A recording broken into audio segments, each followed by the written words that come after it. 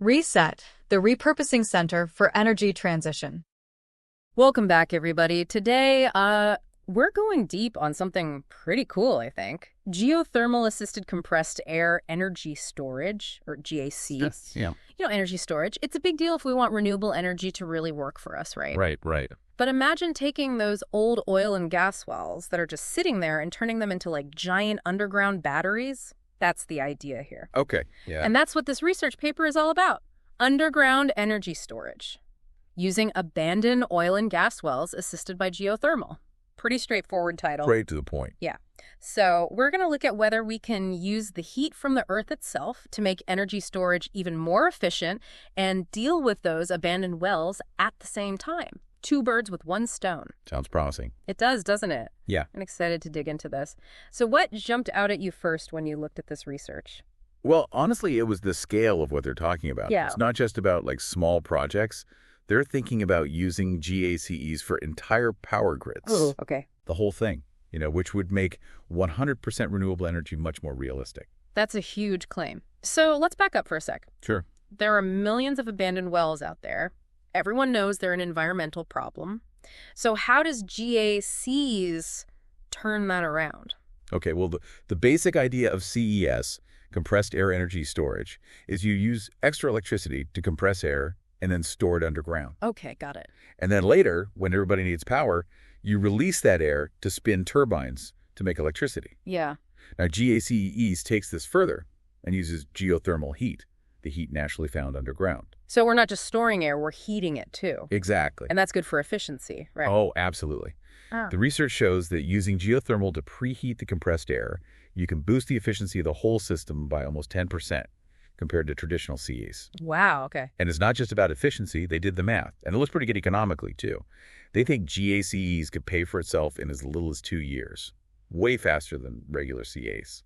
2 years? That's really fast for the energy sector. It is. But I have to admit, I'm a little fuzzy on the details. How do we actually get that geothermal heat into the system? What does that look like in the real world? It's like this. You have your CES system with compressors to make the air high pressure and the turbines to generate electricity. Right. Now, picture all these sealed abandoned wells connected to this system acting like giant underground pressure cookers. Okay, pressure cookers, I like where this is going. But I'm picturing big underground caverns. Are we talking about digging new storage spaces here? Nope, that's the great part. We don't dig anything new, the abandoned wells or the storage vessels. Oh. You punk the compressed air down into these wells where it gets heated up naturally by the hot rocks around it. Okay, so the heat does two things then. It increases the pressure, so more energy, and it also means we need less energy to reheat the air when it's released to power the turbines.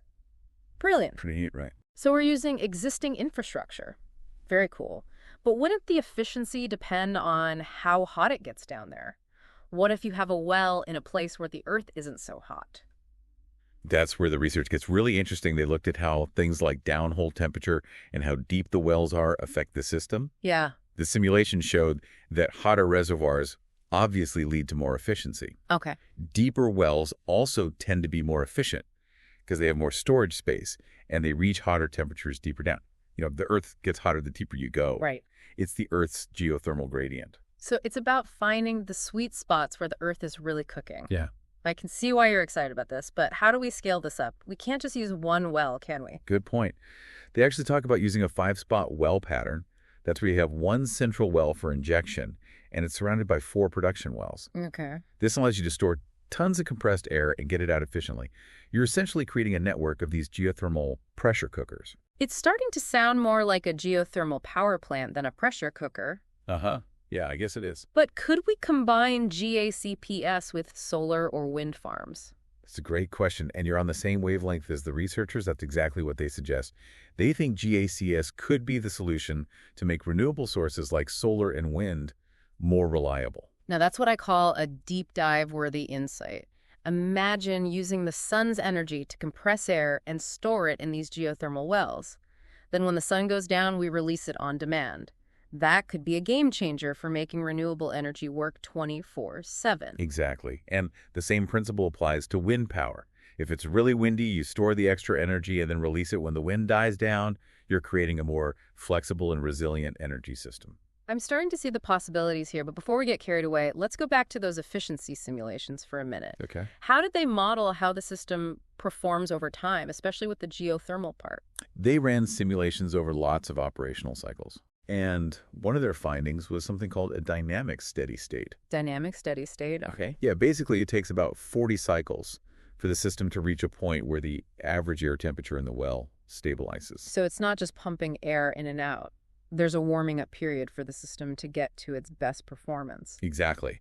Once it reaches that dynamic steady state, it can consistently give you that awesome efficiency boost we talked about. Wow, that's a detail I bet most people wouldn't pick up on. Yeah, it's a neat finding. Speaking of details, I'm curious about the money side of things. Did they just look at how long it takes to pay back, or did they do a deeper financial analysis? They went deeper. They used a fancy financial metric called net present value, or NPV, to see how profitable the project would be in the long run. NPV basically tells you how much profit you'd expect over the lifetime of the project. Right. And their calculations show a strong positive NPV for GA80s. So not only does this solve an environmental problem and make energy more efficient, it could also be profitable. It seems that way, yeah. That's really exciting. Yeah, and you know what's really cool? They looked at how the changing electricity prices throughout the year, how they go up and down, could actually make GACS even more profitable. So we're talking about like playing the energy market a bit, buy low and sell high. Exactly. It just shows how important smart energy management is. Yeah. And GACS could be a big part of keeping the grid stable, especially with all these renewable energy sources coming online. Yeah, for sure. It's definitely a hot topic. But hey, you mentioned earlier that GACS could help us get to 100% renewable energy grids. Right. That's a pretty big statement. Are we actually talking about a future where we can ditch fossil fuels completely? Well, the researchers think GACS is a really important piece of the puzzle. Okay. Because it can store energy on a large scale and for a long time. Right. It can even out the ups and downs of solar and wind power and make them more reliable, like even when the sun isn't shining or the wind isn't blowing. So it's like having a giant clean energy battery backup for the whole grid. You got it. That's a pretty mind-blowing concept. It is. It is. But it sounds almost too good to be true. What are some of the downsides or challenges we need to think about? Well, they do point out that there will be some technical hurdles.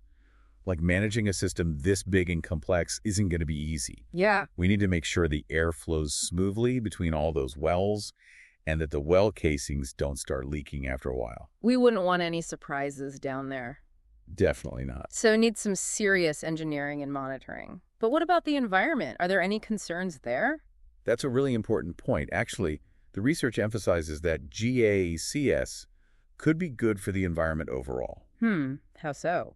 Well, by using these abandoned wells, we're actually stopping methane from leaking out and preventing groundwater contamination. Right. And because we're using geothermal heat, which is renewable, we're relying less on fossil fuels. Okay, so we're not just storing energy, but also fixing some of the damage done by the fossil fuel industry. Exactly. It's a win-win. But even with careful planning, are there any potential downsides? Yeah, they mentioned that we need to be smart about where we put these systems. Right. We don't want them to harm local ecosystems or water resources. Of course not. They suggested doing detailed geological surveys to check if there's any risk of triggering earthquakes, because of all the activity going on underground. Okay, that's definitely something we want to avoid. Absolutely. So we need to develop this responsibly. But let's talk about the bigger picture for a minute. Okay. The paper touched on some societal impacts, too. What were your thoughts on that? One thing that stood out was the potential for GACEs to create jobs and boost the economy, especially in rural areas that have depended on the fossil fuel industry. Yeah, it'd be great if those communities could benefit from the transition to clean energy. Right, and that's what GACS offers. Okay. It could bring manufacturing jobs, construction jobs, jobs to operate and maintain the systems. It's a chance to build a cleaner energy economy that benefits everyone. That's a really important point. It's not just about the technology, it's about people. Exactly. Did the researchers talk about other ways GACs could benefit society? They did. They talked about how it could make countries and communities more energy independent, less reliant on energy from other places. Yeah, and more resilient to global events that might disrupt the energy supply. Yeah. Like what we've seen in recent years, things are pretty unpredictable. Exactly. They see GACs as a way to build a more stable and secure energy future. Makes sense. But that's not all. They also mentioned its potential role in disaster preparedness. Interesting. Think about having these systems in place in areas prone to natural disasters. They could provide backup power to hospitals, communication systems, things like that. That's a great point. Clean energy could be a lifeline in an emergency. Yeah. It makes you realize just how important a strong energy infrastructure is. Absolutely, and this is just scratching the surface. They even talked about GACs playing a role in smart cities, electrifying transportation, even helping developing countries get access to clean and reliable energy. Wow, the possibilities are pretty amazing. It's hard to believe that something as simple as repurposing abandoned wells could have such a big impact. But we've got to be realistic. There must be some ethical considerations too, right? Right, they did acknowledge that. As with any new technology, we need to think about the ethics of using GACs widely. Yeah, I mean, what about equitable access to this technology? And what about people who might lose their jobs in the traditional energy sector? We need to be mindful of those things. Absolutely. We need to make sure the shift to clean energy is fair and benefits everyone. It can't be just about technology. I completely agree. It's about making sure everyone benefits from the clean energy revolution. Well said. This deep dive has been full of really interesting insights. We've covered a lot of ground, from the technical details to the potential impact on society. But what's the one thing you'd like our listeners to think about? What's that final spark to get them curious? One thing that really caught my eye was how they talked about using AI, artificial intelligence, to make GACA systems even better. AI and clean energy. Okay, now that's interesting. How would that work? Well, they said that AI algorithms could be used to look at all the data from these systems, like weather patterns, how much energy people are going to need, even real-time data from the wells and equipment. Tons of information. So it's like having a super smart energy manager, always adjusting things to get the best performance. Yeah, that's a good way to put it. AI could also help predict when maintenance is needed so you avoid those expensive shutdowns and keep things running smoothly. They even talked about using AI to develop new control systems for GACAs, to make them even more responsive to changes in renewable energy supply. That's amazing. We're not just giving new life to these old wells, we're making them future-proof with AI. But let's zoom out a bit. Did the researchers talk about any big long-term implications of GACEs? Beyond the stuff we've already talked about. They did. They went big picture and suggested that GACEs could be a catalyst for change across society. Okay, how so? Well, they said that if GACEs is adopted widely, it could lead to innovation in other sectors like transportation, manufacturing, agriculture, a ripple effect. A rising tide lifts all boats, right? Clean energy innovation leads to benefits for the whole economy. Exactly. They also pointed out the potential for social and cultural shifts as people get used to new ways of generating and using energy. It's like, what if sustainability just becomes the norm? Right, and saving energy is just something everybody does. That's a future I'd like to see. This is making me realize that GSIs isn't just about some new technology. It's about changing how we think of energy, how we interact with the planet. But with all this excitement, did they have any warnings? Any downsides?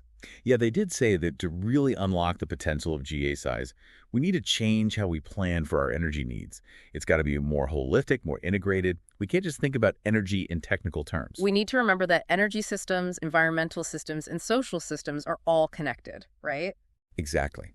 They really pushed for a more inclusive way of planning, where communities, businesses, policymakers, and researchers all work together. Everyone needs a seat at the table. Exactly. So it's a call for collaboration. We need to work together, share a vision if we want a sustainable future. This has been an amazing deep dive. I feel like we've explored so many different angles of GACs, from the nitty-gritty technical stuff to the big potential impact it could have on our world. But before we wrap up, what's the one thing you want our listeners to walk away with? What's that final thought to leave them pondering? It's the sheer boldness of this idea that sticks with me. We're taking something that was harmful to the environment, these abandoned oil and gas wells, and turning them into a source of clean energy for the future. It's pretty inspiring. Even when things seem impossible, human ingenuity can find a way to create a more sustainable and hopeful future. That's a fantastic way to end our deep dive. Thanks for walking us through it. My pleasure. And to everyone listening, keep those brains buzzing, and we'll catch you next time. Stay curious.